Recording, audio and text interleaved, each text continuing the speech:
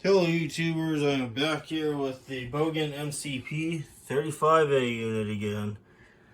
With some changes made to it and modifications in the process. Now I only have two speakers connected to this at the moment. And yes, you may notice these two are different in color.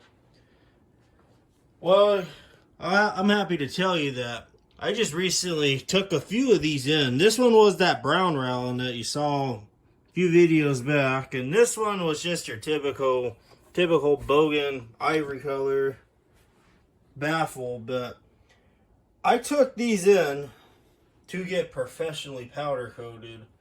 This is professional. This is not spray paint. You can still make out the rowling, barely, but there's the screws there. Those also got painted, but I painted all the hardware with it to match.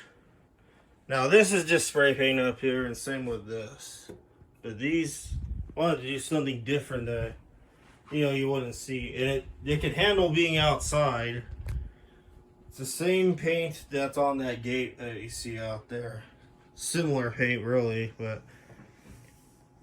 So I've been working on this unit, and a special thanks to Speaker Freak 95 and another viewer that sent me a link for a manual. I didn't know that there was all these jumpers and other controls in this unit, so I finally took the time to take the amplifier section out, because everything is in the amplifier here. This is not one whole unit. This is like a rack. Took everything apart. That annoying pre-announce tone that you would get when you would, put it in talk mode, that's gone, because there's a jumper that allows you to remove it. I believe that's the supervisory tone, as everyone that Speaker Freak 95 and another viewer explained to me in the comments. So I also took the time to, I don't know if you guys may have remembered that all the labels were on this little labeler here, this label bar I'll call it. I took the time and carefully peeled all these stickers off, and I stuck it on these blank plates. They still correspond to the same switches where they were before, and they're taped down so they're preserved, because obviously I do not want to remove these, and I want to leave all these in place because it gives it character. And by the way, this photo was what was down here. It corresponded to that, so I just put it right above that. Now, right now at the moment, physics and room 13 are the two right there used. This can connect up to 50 classrooms. That one's tapped at 2 watts. This one's tapped at 4 watts. I know it's way too excessive for this unit, but I want to give it some load. And I finally changed out that yellow LED. I decided to change that red one out too. The green is still original. Now these ones are just, these two LEDs are just your typical cheapos from Amazon. So, but they're nice and bright. This one's actually, it's not really yellow, it's more orange now, which is quite nice. It stands out, and this red is nice and bright, not all dim compared to the other ones. And I also decided to change the pots out since they were starting to act up a little bit, so I changed the 2 pots out. By the way, if you guys are wanting to change your potentiometers out, they are 10K. I also got those from Amazon, so. Now what we got going on here, today we're not going to really use the page, the onboard page on this unit. We're going to use the UTI1. Yes, another Bogen piece of equipment on top of another Bogen equipment. Yeah, it's just it's kind of a Bogen system, really. Just different generations of equipment. Now, I currently have this station port connected. I believe it's 700, extension 700 on FXS, the port number 4, which I believe I think it's 1013 or something like that.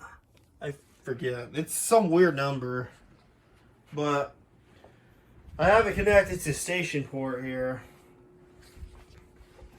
But I also have the mute revision connected here, which this is the mute revision for this. This can support Telco page, as it calls it. So right here, this is my page of music. It goes, chopped an RCA cable up, of course, because it uses an RCA type of input. There's an RCA input right there. That's not video, that's audio. And then right by the tone, the clock and the ground terminals, there's a Telco page. What that does, it doesn't activate tones or none of that. It actually mutes the whole system, which I'll demonstrate that here for you guys. I'll play a song.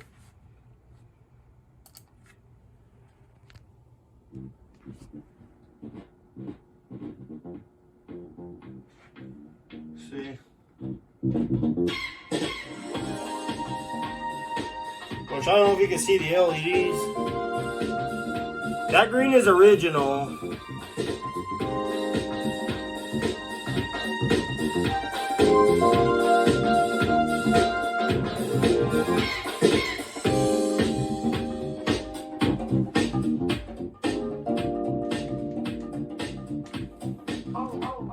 So yeah, as you can see, the yellow LED is no longer green. It's actually orange now, more of an amber color, and the red is actually much brighter. So I think it'd be clever to use the Cisco phone to activate the system. And it sounds really clean too. It's very clean. Test, check, 1, 2, 3. Let's see.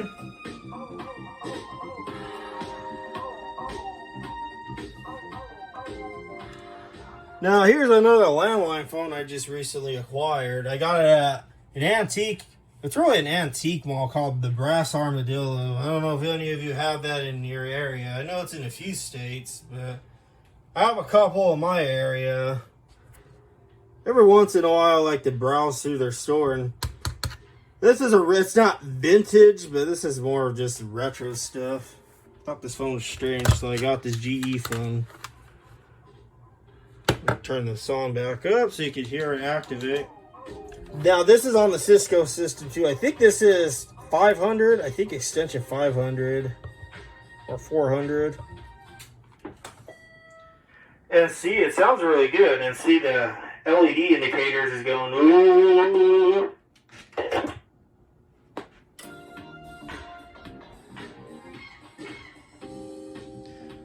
Now, the one thing I noticed right away with this unit with the page, it sounds really clean.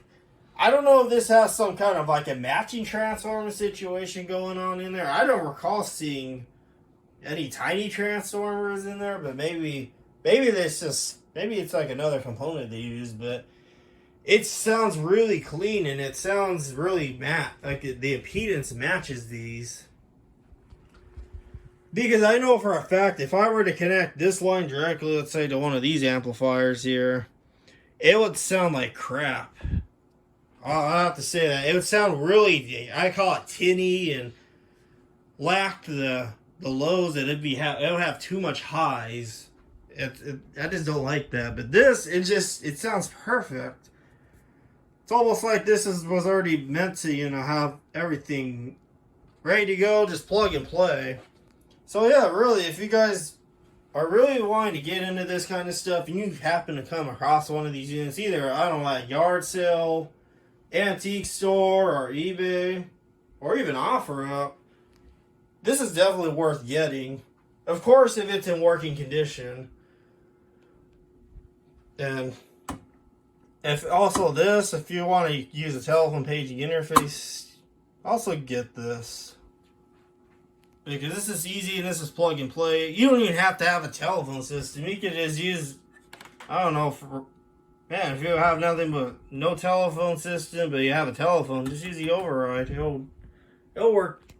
It'll work just fine. It'll sound just as good as this. Fantastic unit, and the serviceability of this unit also. It's actually easy to get in there. Which I'll probably throw some pictures in that for you guys. The audio output ICs go bad. Everything you could just, it's all off the shelf parts really on this unit. Really.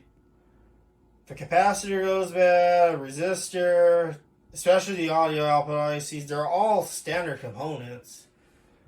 I give Bogen credit for that because I know right now the right to repair stuff is quite challenging to convey for some manufacturers. I won't put out names, but it's what I'll give you a hint. It's what I'm reusing to record this video.